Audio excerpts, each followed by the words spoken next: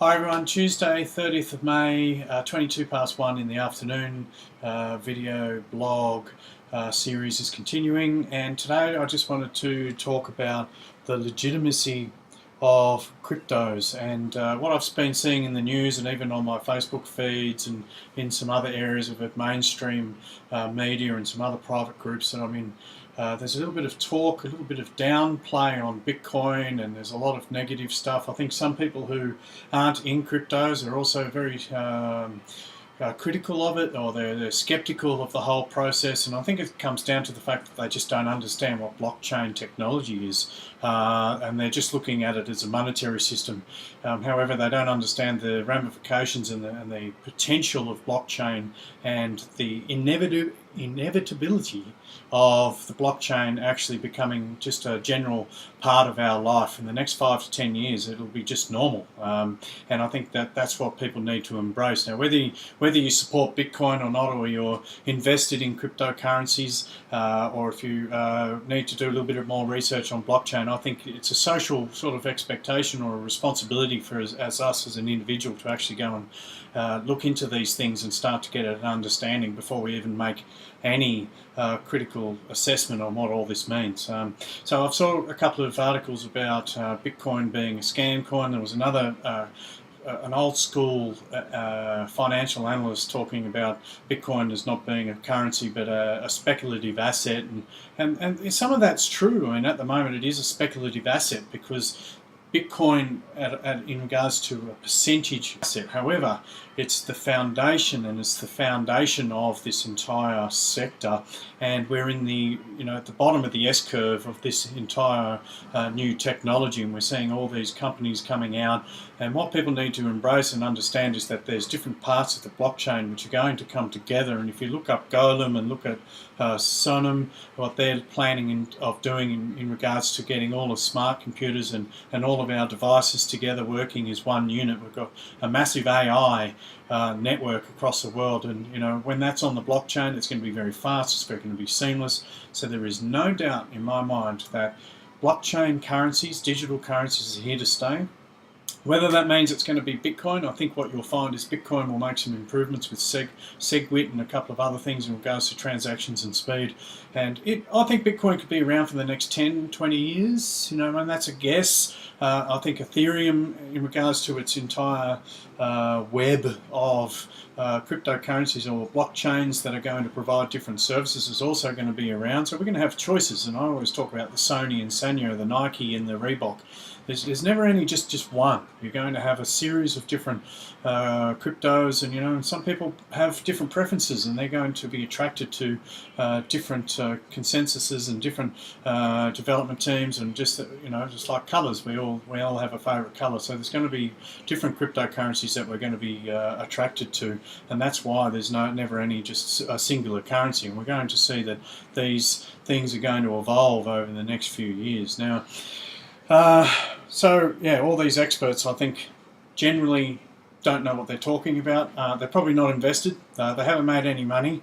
They don't totally understand blockchain because it's a new tech. There's a lot of programming and code, and sometimes it can be a little bit hard to get your head around at the beginning, and that's normal. And I think the normal person across the world doesn't necessarily have to totally understand blockchain to understand that it's going to be part of our future. Now, just on CoinDesk, there was an article about crypto asset class. So they're calling it a crypto asset class. Is it finally coming into its own? Now, if you look at market caps, I'd say it's already here. If you're going to compare it to traditional stock markets, which I think are in the $1 trillion in regards to their market caps, or the $1 trillion club, as I like to call it. We're a little way away from that. I think at the moment we're talking about, as a whole, cryptocurrencies between, I did read 71, but I think in this article it's 90 billion as a whole. So we've still got a little way to go to get to $1 trillion. But what I wanted to do is just read a little bit of this article for you and just go through some of the data, get your head around this. It is no secret that Bitcoin, Ether and other cryptocurrencies have been on a tear, but is this sharp uptick in value a sign that these innovative technologies are building greater legitimacy, or is it simply the latest evidence that the early stage assets have been driven up by the speculation of a small set of true believers? Well, I'm a true believer, and that's because I pretty much understand the potential, and I think that's what this is about. It's not just about money, it's about understanding the potential to change the system that we're within. Previous CoinDesk articles have examined this question, examining market activity, polling analysts, and looking at Google Trends data. One article looked at whether cryptocurrencies had entered a bubble earlier this month when their total market cap neared 50 billion. There's absolutely no doubt that there was a crypto bubble at the beginning. I mean, that was just the excitement, and there was a lot of investors, and I think there was some serious investors that got involved deliberately and pumped up that market, and they took probably one of the greatest opportunities possible with the new tech, and they took quite a lot of money. I think $28 billion or something was taken in one day on Saturday night. I mean, that's a lot of money, and someone benefited, but we saw the market bounce back, and if anything, there was a couple of days of I'm not sure, and just in the last day or so it started to take off again, which is good news for everyone. Interestingly enough, this market cap surpassed 90 billion, so there's a number earlier this week, representing a year-to-date gain of more than 400% from the value of 17.7 billion at the start of the year, according to CoinMarketCap data. At the time of report on the 26th of May, this market cap had retreated to 80 billion, representing a year-to-date gain of more than 350%. That would have been lower on Saturday morning, I reckon, or Saturday night, whenever the market crashed pretty much over an eight-hour period, and I think we saw 30 billion wiped off, but we've had a recovery of about 10-15 billion. So there's no doubt that there's a lot of money going in and out, but all I can see is the money coming in. Whether that's fast or slow, and we still have these pump groups, there's no doubt by the end of this year we're going to be well over the 100 billion, if not double that by Christmas. So get into cryptos at some level is my suggestion, not financial advice. Crypto's prices surged. This year, several cryptocurrencies have experienced notable increases in value. The price of Bitcoin, for example, reached $2,791 on the 25th of May, which represented more than 200% increase from the cryptocurrency's price, roughly of $923 at the start of the year. So anyone that's paying out Bitcoin, and I've seen some people who have, I can tell you what, were they paying it out at $30 when it went to $200, and then when it went to $400, and were they still paying it out when it went to $800, and then went to $1,200, and then it went to $2,000? I think all they're looking at is when the market pulls back, and they go, oh, I told you there's a loss. You know, it's never a loss until you sell. And if you've been holding on to your Bitcoin since the beginning of 2010, I think $1,000 worth of Bitcoin at 2010 is worth $14 million today. So is that an asset? Is that a win? I think so. So I would say that legitimizes Bitcoin as an asset. Amid this sharp rally, Bitcoin's market cap has surged, surpassing 45 billion earlier this week, and roughly 50% increase in the last month. That's a lot, 50%. Especially just for the one crypto, and you know, when you imagine the size of the market cap that Bitcoin already had, 50% is huge. At the time of report, the currency's price and market cap had both fallen back somewhat, reaching roughly 2,440 and 40 billion. And as you can see on the graph, it's been going up. And we've had a bit of a pullback, no doubt, on the whole sector, but I can see it climbing back. And in the middle here, I've got my graph. One of my favourite cryptocurrencies for a lot of reasons based on what they're planning on doing. It is a bit of a specky, but I don't know, it's one of those things I'm invested in and I'm emotionally attached to it, and that's Digibyte. And DigiSign's, they've got a very big conference coming up on the 9th of June in regard, and I think they're presenting their DigiSign product to Citigroup, and if they can nail that and present a really good product, you'll probably find that there'll be some strategic contracts coming into play over the next few months. And now we're starting to talk business, you know, and that's what I'm talking about. It's not just currency, it's about how these companies are going to provide niche markets to existing infrastructure.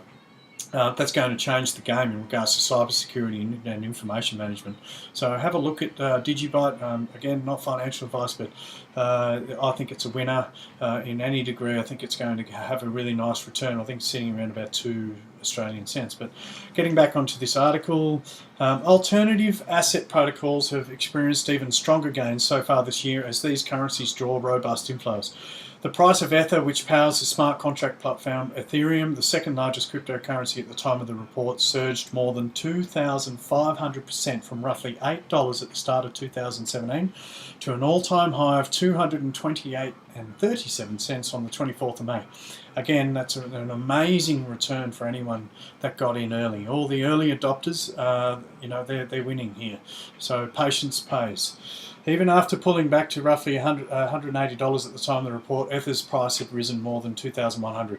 And it did pull back on Saturday when we had the market correction. But it's bounced back. It's well over, I think, 200 now, and it's surging at the moment. Ripple, the token of the Ripple, or XRP, the token of the Ripple network and the third largest cryptocurrency by market cap, experienced even stronger gains, climbing more than 6,000% from roughly 7 cents at the start of the year to approximately 43 according to CoinMarketCap. This asset has paired these gains at the time of report, trading at 30 cents a year-to-date gain of more than 3,000.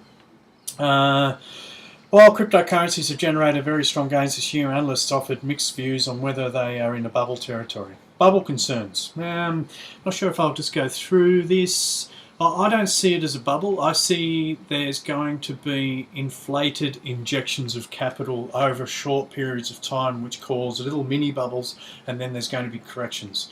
So we're going to see this pump. It's not necessarily a pump and dump. It's just the way the markets work. You're going to get aggressive influx, then people are going to take their profit. There's no doubt. There's, if you're a professional trader, you've got stop losses and all these things and triggers. So there's going to be people taking certain percentages of profit, especially when there's an injection that goes and sets off these targets or these triggers on their system. So we've just got to be patient. I always believe, long-term injections here or projections for your own portfolio, and that's for investment advice. Long-term is the win here in regards to this whole sector, unless you're a professional, which I'm not going to give any advice, because I can say that I'm not a professional trader by any means. I do enjoy a little bit, but I'm here for the long game. So that was all I wanted to share with you with that, is that at the end of the day, when you look at the numbers, I think the whole sector is legitimised. If you look at the blockchain technology and you look at what these people are doing, I would say that the crypto asset class is legitimised. When you look at the fact that on the right here I've got the consensus, so this was a get-together of 2,700 people invested in various different projects, whether it was from an ICO or existing cryptocurrencies and blockchains. All the different services got together and had the opportunity to express themselves to a forum, and there was no doubt there was a huge amount of interest. It was only one of the first consensus type of events, and it was a huge success. I've seen a whole heap of videos, and it was very, very interesting, and seeing what these people are delivering, which again, this is legitimising it. There's people actively developing these technologies. So again, anyone that's going to pay out Bitcoin and looking at it just as a cryptocurrency and sees these currencies as a risk, there's elements of risk in anything you do, but at the end of the day, blockchain is here to stay, and I can see it being probably the greatest opportunity of your lifetime to generate some very, very fast, huge returns for not much investment. So there's going to be some huge opportunities for all the classes, and I don't like using that word, but just people with different levels of income and different stages of life have the opportunity to do a little bit better. It takes a risk, takes a little bit of confidence, but you know what? All the information is here. Go and read it. It's happening, and I find it exciting, and I'm trying to get just make sure that I'm in the loop with all of this, and that's why I like doing these videos, because guess what, like I said, I have to go and read all of this, and then people go and comment on my YouTube and on my steemit.com account, and people, we're having a very good conversation about what's happening, and we're learning from each other. So at the end of the day, go and have a look at some of these articles about consensus. Go and have a little bit of a read on who's doing what. Find the companies that you believe in. And you know what, I'd say go and put your money where your mouth is. When you can't take it with you when you die, and I think you may as well go and put some money down on this. You can still, a lot of people talk about buying seeds and water, and I'm a big believer in gold and silver, and you've got to enjoy life, and you can have an ice cream as well, but you've got to go and put your money in different places. Otherwise, how else do we get ahead in the current system? It's flawed. It doesn't work, and I think this is the only opportunity that I can see of this magnitude over the next 2 years to really change your life. So, and it comes down to knowledge. Go and read what's going on and get involved. But that's all I wanted to share with you today. And you know what? It's all about legitimising this entire network of amazing blockchain technologies and amazing people, a lot smarter than me, doing some amazing things. So get behind it. And thanks for watching, and I've got another video coming soon. Cheers.